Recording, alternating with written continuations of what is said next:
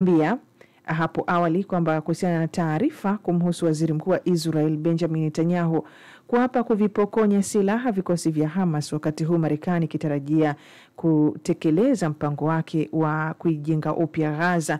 Na haya akiwa ameyazungumza mwanzoni mwa mkutano wa kila wiki wa baraza la mawaziri mjini Jerusalem, ambaye amesisitiza kuwa vikosi vya nchi yake vitaendelea kuidhibiti Palestina. Na tukakufahamisha kwamba katika taarifa hii tutazungumza na Ibrahim Rahbi, na tayari amekwishafika hapa studio. Karibu sana Rahbi. Shukran sana. Na huyu ni mchambuzi wa siasa za kimataifa.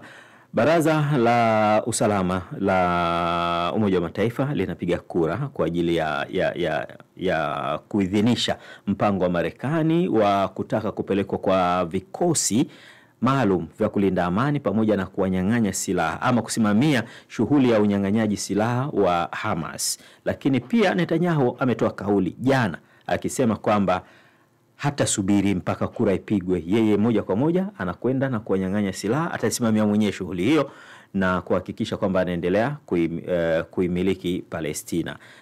Upi mpango ambao unaweza ukafanikiwa kati ya hii miwili?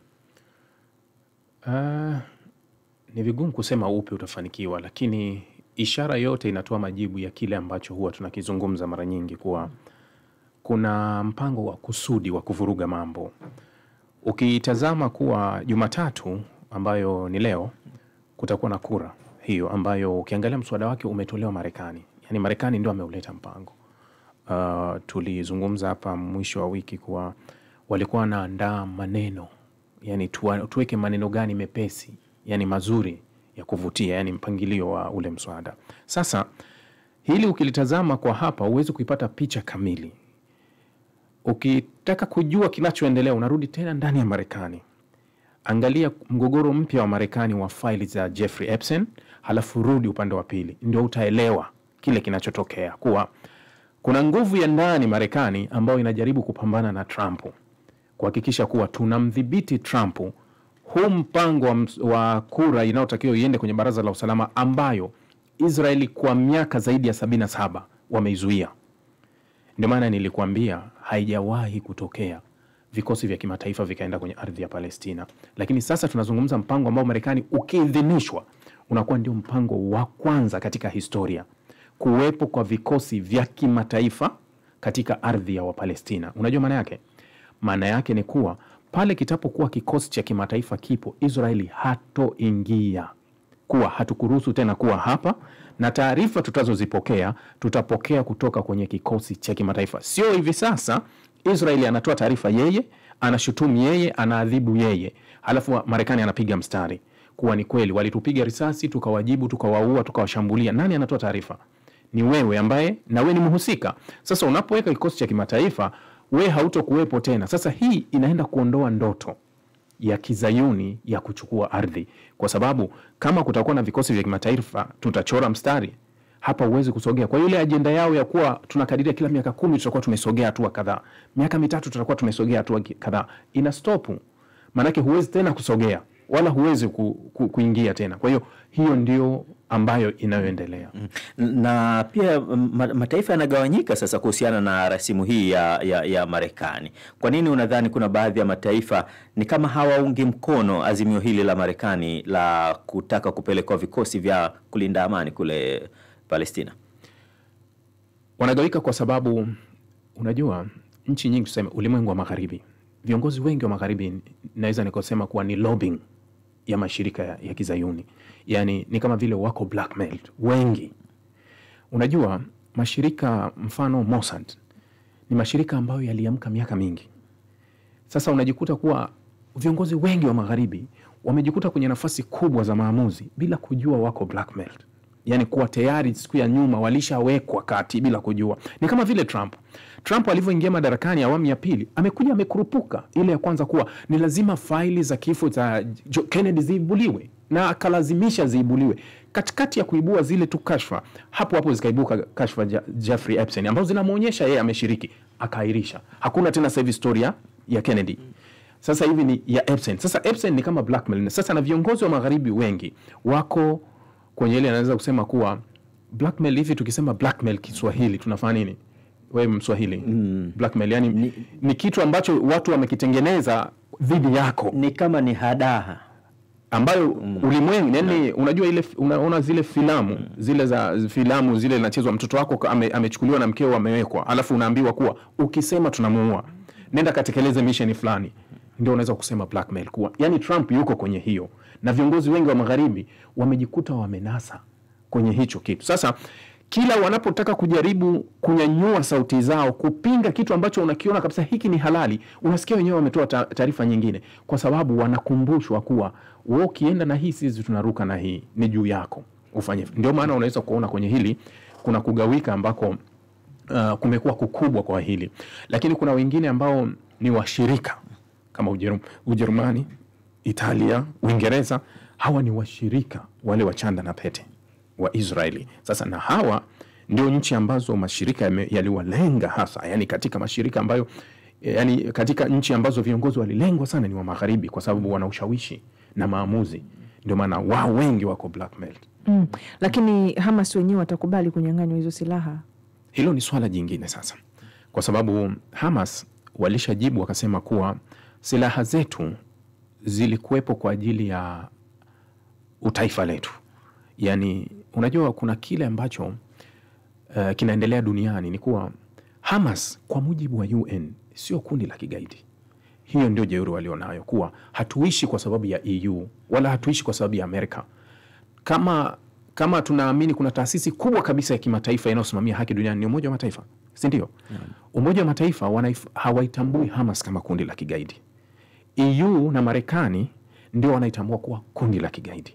Sasa Hamas wanakuambia silaha zetu ni kwa ajili ya uhuru wetu, tutaziweka chini pale uhuru wetu utapatikana. Yani kuwa leo anzisheni taifa letu, tuweke mipaka yetu, tujitegemee huku, sisi tutaweka silaha chini. Sasa hilo ni swala jingine, kuwa nani atapokonya silaha. Na hata kwenye huu mpango ambao unapelekwa kwenye Umoja wa Mataifa ambao ulikuwa na vifungu 20 kutokea kwenye yale makubaliano ya Trump, bado haujaainisha kuwa unawapokonyaje silaha. Unawapokonya vipi silaha Hamas hali ya kuwa IDF yuko pale na wewe IDF unamuongezea silaha? Hapo ndio inakwenda tofauti, kuwa kama shida ni huyu silaha, basi huyu IDF aondoke kabisa, asiwe karibu yake. Wekeni vikosi vya kimataifa ambao vitalinda usalama, na kuwe na mkakati kuwa hivi vikosi vya kimataifa vitakuwa endelevu, kwa sababu tumeshuhudia mara kadhaa bila hatua. Mfano makubaliano yaliyokuwa Lebanoni ya mwaka 2000 kulikuwa kuna vikosi vya UNIFIL vikaenda pale vya Umoja wa Mataifa. Israeli alivunja hilo, wakapigana 2006. Juzi kumezuka vita mpaka vikosi vya Umoja wa Mataifa vinashambuliwa na Israeli mara kadhaa. Hata juzi hapa, siku 2 zimepita, jana siku moja imepita, vikosi vya Umoja wa Mataifa vilivyo Lebanoni vimeshambuliwa na Israeli mpaka Umoja wa Mataifa unalalamika. Lakini kulikuwa kuna mkataba wa mwaka 1974 kwenye mpaka wa Golani kati ya Israeli na Syria. Vipo vikosi vya Umoja wa Mataifa. Baada ya kuanguka Bashar al-Assad mwaka jana Disemba, Israeli kavuka kaingia mpaka taarifa ya jana yuko kwa Netra, wako umbali mchache kutoka Damascus. Yani hapa kuna vikosi vya Umoja wa Mataifa. Je, Israeli anaweza kuheshimu? Kwa sababu unaweza ukapeka vikosi vya Umoja wa Mataifa kama huku tu kuwa vipo, lakini anavunja na hakuna kinachorudishwa Umoja wa Mataifa kuchukua hatua dhidi yake. Hii ndio shida iliyopo. Sasa Rahbi, huu mpango wenyewe sasa wa Netanyahu katika kuhakikisha kwamba anachukua hizo silaha za Hamas utakamilikaje, au ndo porojo tena kumwaga maneno? Nadhani atatumia kama alichotumia kwenye vita ya miaka 2, kuwa tutaua watoto, tutaua wanawake, tutapiga hospitali, kwa sababu tuko tunawafuata Hamas, yani kuleta ile shinikizo la vile. Lakini unapozungumza kuhusu silaha, nadhani IDF amepigana na Hamas sasa hivi miaka 2 na kitu. Wewe unaenda kuwapokonya silaha hali kuwa mateka tu umeshindwa kuwaokoa, unawapokonya vipi silaha? Kwa sababu wao wamekana mateka siku zote, umetumia jeshi, nguvu, kila kitu, na umeshindwa kuchukua hao mateka. Silaha zao utawapokonya vipi? Kwa sababu na wao wana silaha. Ndio maana unaona katika mpango huu nchi ambazo zilitakiwa kupeleka vikosi ni Uturuki peke yake alikuwa amekubali kuwa nitapeleka, na Israeli ikasema Uturuki sitaki aingia hapa, kwa sababu Uturuki hana tofauti na Hamas yanavyosema. Sasa nchi zote zilikuwa zinataka utaratibu, na yote utaratibu walikuwa wamelazimisha, kwa sababu nchi za Kiarabu ambazo zina ushawishi kwa Marekani, Qatar, Saudi Arabia, sio nyingine zote zilimshinikiza Marekani kuwa huu mpango uende kwenye Umoja wa Mataifa. Ukienda kwenye Umoja wa Mataifa tutataka kuinasa Israel kupitia Umoja wa Mataifa, lakini tukipita kwenye mpango ambao utapita kwenye njia ya Trump, Marekani atauchezea na Israeli. Watafanya wanavyofanya, kama vile ambavyo tupo kwenye usitishaji wa Palestina toka lini? Toka tarehe 10 mwezi uliopita, si ndio usitishaji? Mpaka hesabu ya jana wa Palestina waliouawa zaidi ya 200. Na tupo kwenye usitishaji. Wakati kuna makubaliano ya kusitisha vita. Ndio, tupo kwenye usitishaji, lakini wa Palestina wameuawa zaidi ya 200. Na mashambulizi kila siku yapo, kwa sababu huu mpango sio halisi, ulipita mlango wa nyuma, sio wenyewe. Kwa sababu ungekuwa ni mpango halisi, kwanza ungekuja na ile kuwa okay, tuna usitishaji. Cha kwanza, wewe Madege na Pili, nyinyi mlikuwa mnagombana, kila mmoja aweke distance ya mwenzake. Haiwezekani wewe Pili wewe weka silaha chini alafu Madege yuko pembeni. Sisi wote ni maadui. Sio kwa tunaelewana. Haiwezekani mmoja eti apokonywe silaha mwingine abaki na silaha, hali ya kuwa sisi wote ni maadui. Hamna atakayemtendea vizuri mwenzake. Sasa ili muwe na usalama hapa katikati yenu, tunachora mstari, tunaweka ukuta. Vikosi vinasimama hapa katikati. Wewe kaa huku, tuone ni nani mchokozi.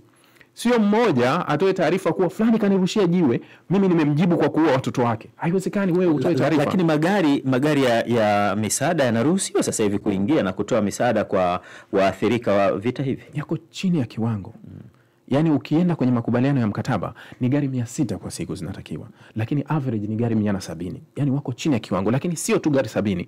Gari zinaingiza nini?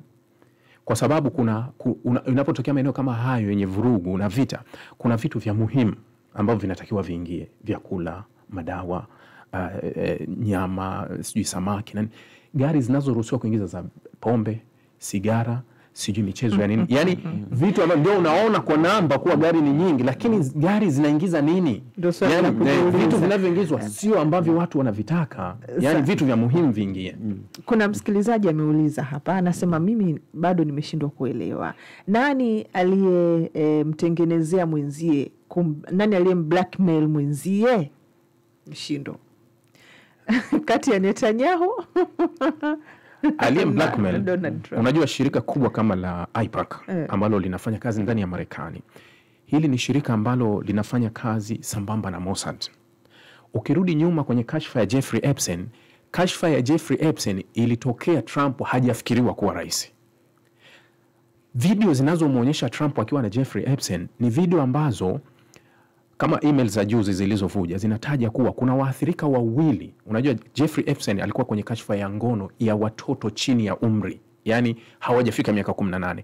Yeye alikuwa na kisiwa chake, alikuwa na shiriki na watu maarufu duniani, wanasiasa mbalimbali walikuwa wanaenda kwenye kisiwa chake. Sasa katika watu ambao wanatajwa walienda ni Trump, na baadhi ya video zimemuonyesha Trump. Sasa Jeffrey alijiua gerezani miaka ya nyuma kidogo.